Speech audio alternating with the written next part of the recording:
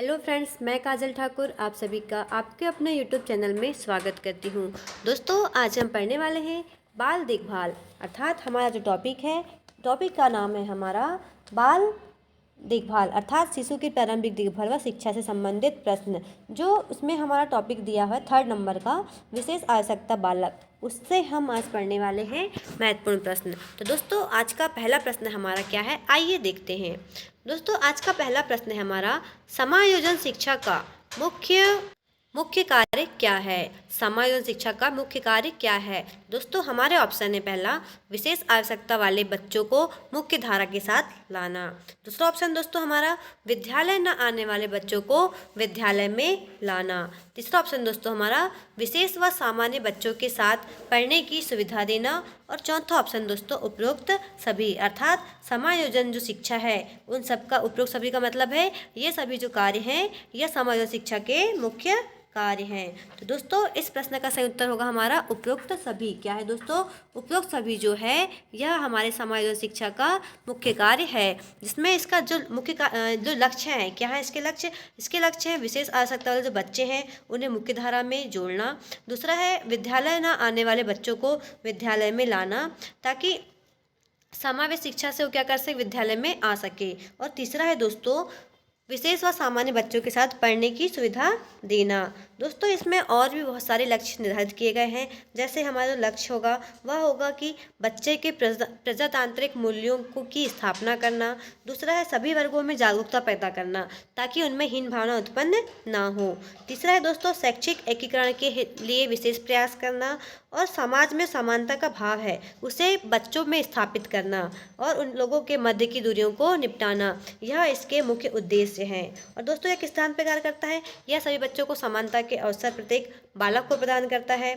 अतिरिक्त शिक्षा विशेष आवश्यकता वाले बच्चों को प्रदान करना, यह सब किसके जो सिद्धांत हैं, यह सिद्धांत है समायोजन शिक्षा के। तो ये सभी दोस्तों कार्य हैं, यह समावेश शिक्षा समायोजन शिक्षा के कार्य हैं।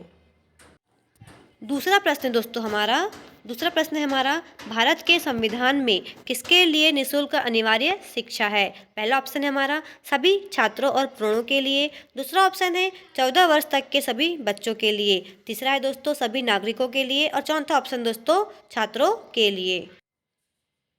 दोस्तों, इस प्रश्न का सही उत्तर होगा हमारा 14 वर्ष तक के सभी बच्चों के लिए।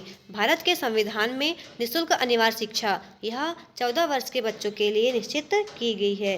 दोस्तों, इसमें हमारे जो RT एक्ट है 2009 उसमें यह कहा गया है कि जो 6 से 14 वर्ष के बच्चों को निःशुल्क व अनिवार्य रूप से शिक्षा उपलब्ध कराना किसका दायित्व होगा, यह दायित्व सरकार का होगा और यह बच्चों का मौलिक अधिकार भी होगा। हम आपको बता दें कि 2 दिसंबर 2002 को 86वां संविधान संशोधन पारित किया गया था, जिसमें शिक्षा के अनुच्छेद आर्टिकल 21A को के तहत मौलिक अधिकार का दर्जा शिक्षा को दिया गया है। दोस्तों, इसका उद्देश्य क्या था, तो आपको यह जानना है इसका उद्देश्य क्या था। तो इसका उद्देश्य था दोस्तों सार्वभौमिक समावेशन की प्राथमिक शिक्षा के क्षेत्र में बढ़ावा देना।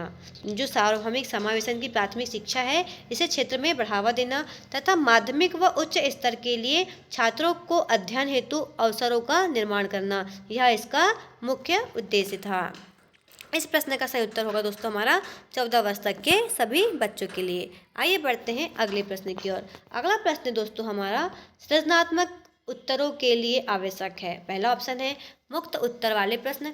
दूसरा है हमारा विषय वस्तु आधारित प्रश्न। तीसरा है एक अत्यंत अनुशासित कक्षा। और चौथा है दोस्तों प्रत्यक्ष शिक्षण एवं प्रत्यक्षपन। दोस्तों, आपको थोड़ी सी क्लास में दिक्कत होगी क्योंकि आसपास इतना ज़्यादा काम चल रहा है, तो मुझे अच्छे से जगह नहीं मिल पा रही कि मैं आपके लिए वीडियो बना सकूं। थोड़ा सा आप डिस्टर्बेंस हो रहा है उसे थोड़ा अवॉइड कीजिएगा।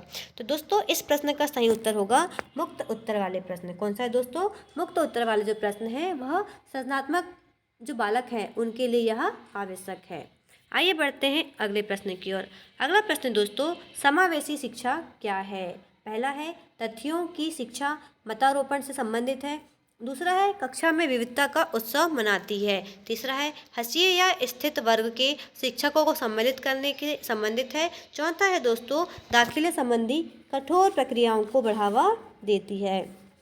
तो दोस्तों समावेश शिक्षा क्या है, तो समावेश शिक्षा जो है यह है कक्षा में विविधता का उत्सव मनाती है। ऑप्शन नंबर जो बी है यह इस प्रश्न का सही उत्तर है। समावेशी शिक्षा जो है कक्षा में विविधता का उत्सव मनाती है। यह क्यों कहा गया दोस्तों? तो इसलिए कहा गया है क्योंकि शिक्षा का तात्पर्य उस व्यवस्था से है।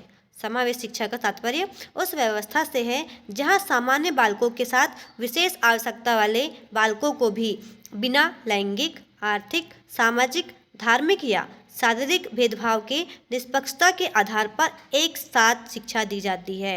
अर्थात दोस्तों, हमारे समाज में सभी तरह के जो बच्चे हैं उन्हें बिना भेदभाव के निष्पक्षता के आधार पर एक कक्षा में बिठाना, एक साथ शिक्षा देना, यह समावेशी शिक्षा का सबसे मुख्य उद्देश्य है। इसलिए इसका प्रश्न का सही उत्तर होगा कि कक्षा में यह विविधता का उत्सव मनाती है, क्योंकि इसमें विविध प्रकार के बच्चे भी एक साथ कक्षा में पढ़ते हैं।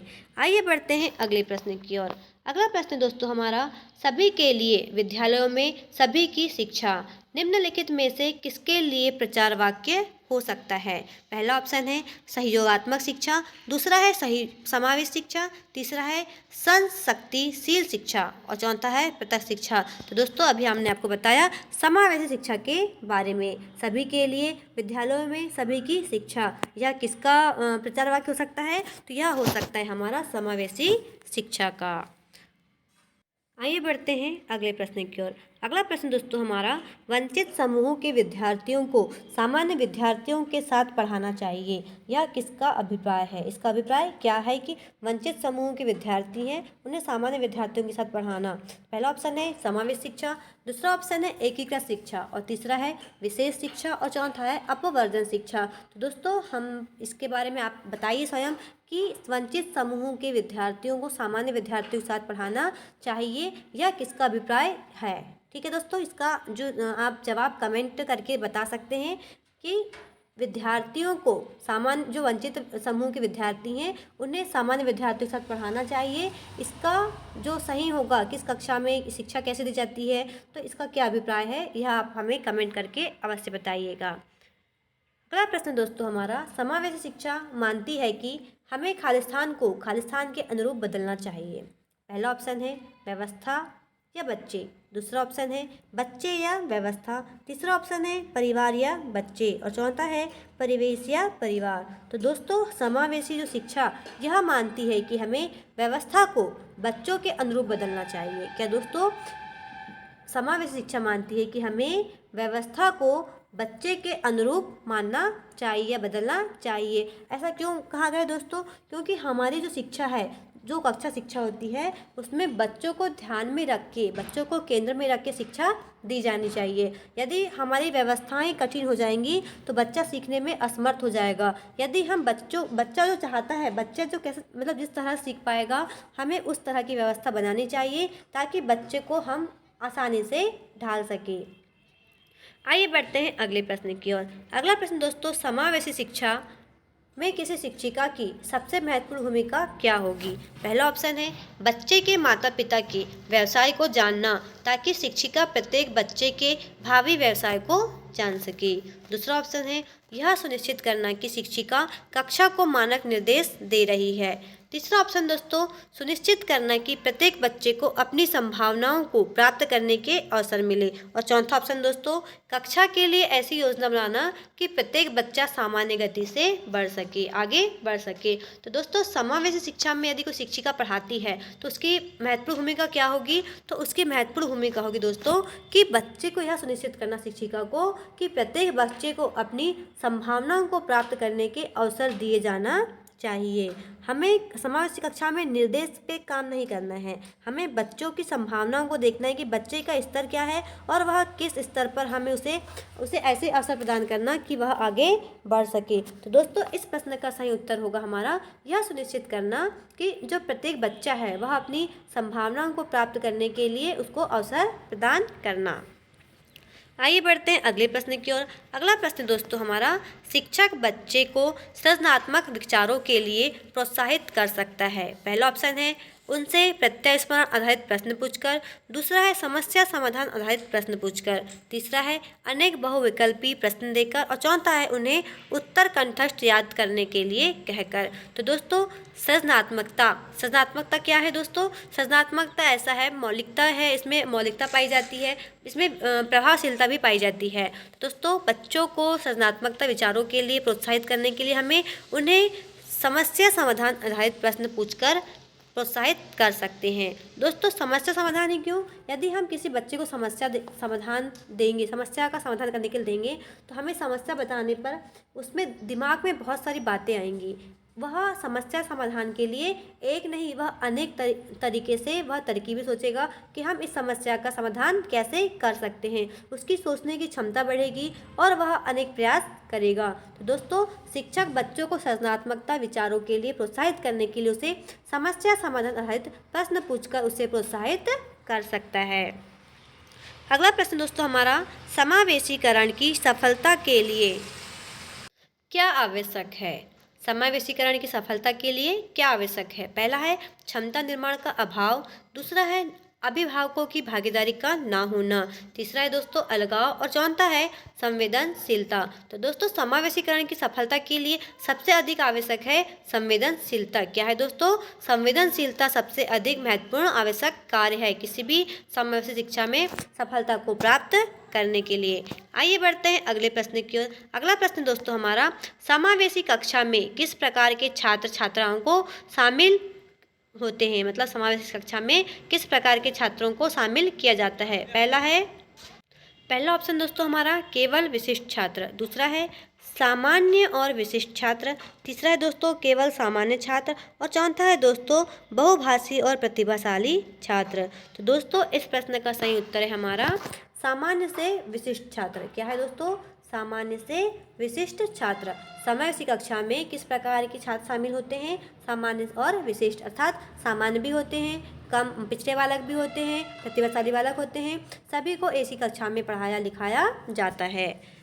आज का हमारा अंतिम प्रश्न दोस्तों, अधोलिखित में गणित संबंधी अधिगम और क्षमता को कौन सा पद परिभाषित करता है? पहला है निरस्ता संबंधी दोष।